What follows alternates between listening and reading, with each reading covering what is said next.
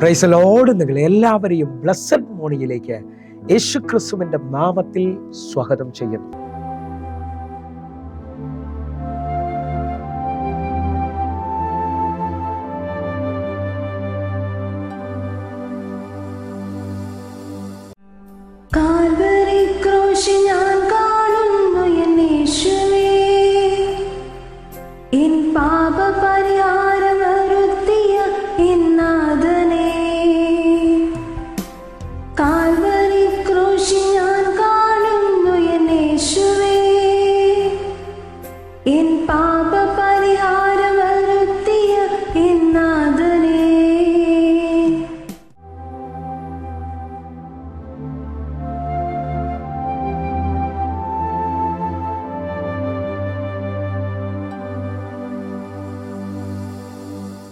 പ്രിയരെ, അനുഗ്രഹിക്കപ്പെട്ട ഒരു പ്രഭാതം കൊണ്ട് നമ്മുടെ ജീവിതത്തിൽ അനുവദിച്ച് തന്ന വലിയവനായ ദൈവത്തെ നമുക്ക് ഒരുമിച്ച് ചേർന്ന് നന്ദി പറയാം.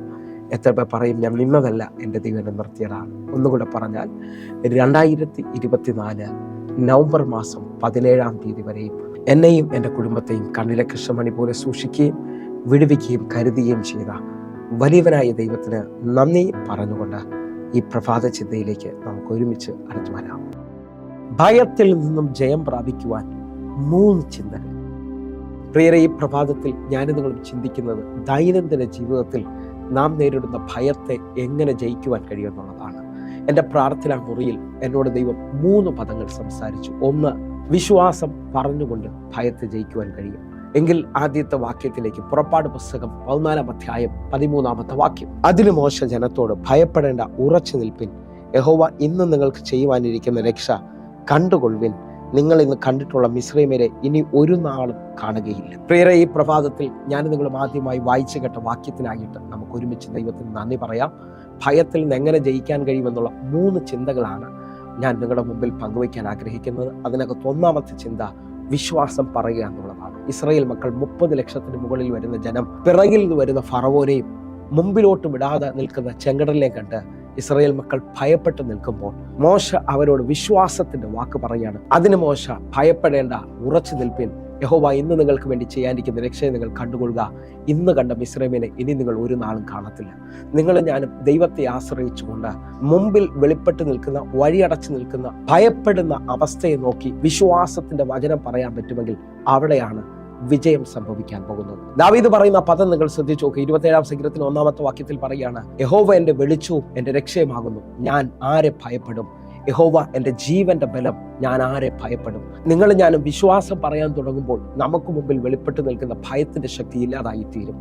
വിശ്വസിക്കുന്നുണ്ടെങ്കിൽ ദൈവവചനത്തിന്റെ ശക്തിയാൽ വിശ്വാസം പറയാൻ തയ്യാറാകണം. 2-ാമത്തെ ചിന്ത, ഞാനും നിങ്ങളും പ്രാപിച്ചത് ഭീരുത്വത്തിന്റെ ആത്മാവിനെ അല്ല, പുത്രത്വത്തിന്റെ ആത്മാവിനെയാണ്. റോമാലേഖനം 8-ാം അധ്യായം അതിന്റെ 15-ാമത്തെ വാക്യം. നിങ്ങൾ പിന്നെയും ഭയപ്പെടേണ്ടതിന് ദാസ്യത്വത്തിന്റെ ആത്മാവിനെ അല്ല, നാം അബ്ബാ പിതാവേ എന്ന് വിളിക്കുന്ന പുത്രത്വത്തിന്റെ ആത്മാവിനെ അത്രേ പ്രാപിച്ചത്. വിശ്വസിക്കുന്നുണ്ടെങ്കിൽ എൻ്റെ കൂടെ ചേർന്നുകൊണ്ട് ഈ പ്രഭാതത്തിൽ പറഞ്ഞാട്ടെ, ഞാനും നിങ്ങൾ പ്രാപിച്ചത് പുത്രത്വത്തിന്റെ ആത്മാവ്, ഭയത്തിന്റെ ആത്മാവല്ല, പുത്രത്വത്തിന്റെ ആത്മാവാണ്.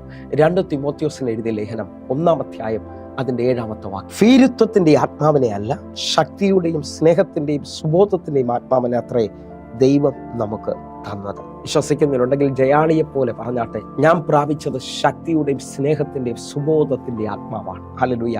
നിങ്ങളുടെ ജീവിതത്തിൽ, എൻ്റെ ജീവിതത്തിൽ വെളിപ്പെട്ട് നിൽക്കുന്നത് ഭീരുത്വത്തിന്റെ ആത്മാവല്ല, അത് ശക്തിയുടെ ആത്മാവാണ്, അത് സുബോധത്തിന്റെയും സ്നേഹത്തിന്റെയും ആത്മാവാണ്. വിശ്വസിച്ചുകൊണ്ട് ഈ പ്രഭാതത്തിൽ മുമ്പിൽ നിൽക്കുന്ന എതിരുകളെ നോക്കിയ, ഭയപ്പെടുത്തുന്ന അനുഭവങ്ങളെ നോക്കിയിട്ട് നമുക്ക് ജയത്തോടെ പറയാം, ഞാൻ പ്രാപിച്ചത് ഭീരുത്വത്തിന്റെ ആത്മാവിനെ അല്ല. 3-ാമത്തെ ചിന്ത, നാം നേരിടുന്ന ഏത് സാഹചര്യത്തിലും നമ്മെ കൈവിടാതെ നമ്മുടെ കർത്താവ് നമ്മുടെ കൂടെ ഉണ്ടെന്നുള്ളതാണ്. അല്ലെങ്കിൽ മത്തായിയുടെ സുവിശേഷം 28-ന്റെ 20-ാമത്തെ വാക്യം പറയുന്നു, ഞാനോ ലോകത്തിന്റെ അവസാനത്തോളം എല്ലാ നാളും നിങ്ങളുടെ കൂടെയുണ്ട് എന്ന് പറഞ്ഞു. വിശ്വസിക്കാമെങ്കിൽ നമ്മെ കൈവിടാത്ത കർത്താവ്. ഹല്ലേലൂയ.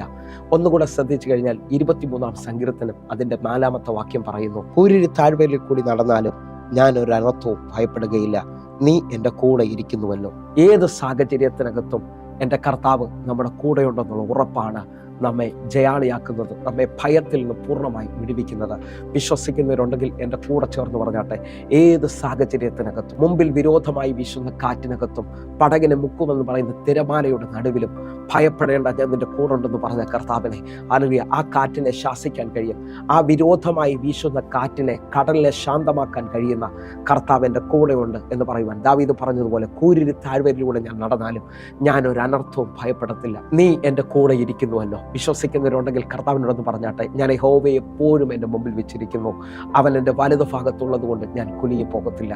എൻ്റെ കൂടെ വരുന്ന എൻ്റെ കർത്താവ്, എന്നെ ബലപ്പെടുത്തുന്ന, എന്നെ ആശ്വസിപ്പിക്കുന്ന, എൻ്റെ കണ്ണുനീര് തുടയ്ക്കുന്ന എൻ്റെ കർത്താവിൻ്റെ കൂടെയുണ്ട്. എന്നെ ശ്രദ്ധിക്കുന്നവരെ, ഞാൻ ഈ 3 ആശയങ്ങൾ നിങ്ങളുടെ മുമ്പിൽ വെക്കാനുള്ള ഏറ്റവും വലിയ ആഴമെന്ന് പറയുന്നത്, നമ്മുടെ ജീവിതത്തിൽ ഭയം വരുമ്പോൾ നമ്മുടെ പല നന്മകളും നഷ്ടപ്പെട്ടു പോകാൻ ചാൻസ് ഉണ്ട്. കാരണം യോബിൻ്റെ പുസ്തകം 3-ാം അധ്യായം അതിൻ്റെ 25-ാമത്തെ വാക്യം വ്യക്തമായി കേട്ടുകൊണ്ട് നമുക്ക് പ്രാർത്ഥിക്കാം. ഞാൻ പേടിച്ചത് തന്നെ എനിക്ക് നേരിട്ടു, ഞാൻ ഭയപ്പെട്ടിരുന്നത് എനിക്ക് ഭവിച്ചു. യോബ് പറയാണ്, ഞാൻ പേടിച്ചത് തന്നെ ഞാൻ നേരിട്ടു, ഞാൻ ഭയപ്പെട്ടിരുന്നത് തന്നെ എനിക്ക് ഭവിച്ചു. വിശ്വസിക്കാൻ പറ്റുമെങ്കിൽ ഈ ഭയത്തെ നമ്മുടെ ജീവിതത്തിൽ പൂർണ്ണമായി ജയിക്കുവാനായിട്ട്, വിശ്വാസത്തിൽ ഓരോ സ്റ്റെപ്പുകൾ വയ്ക്കുവാനായിട്ട് ഈ പ്രഭാതം മുതൽ എന്നെ കേൾക്കുന്നവരെ ദൈവം സഹായിക്കട്ടെ.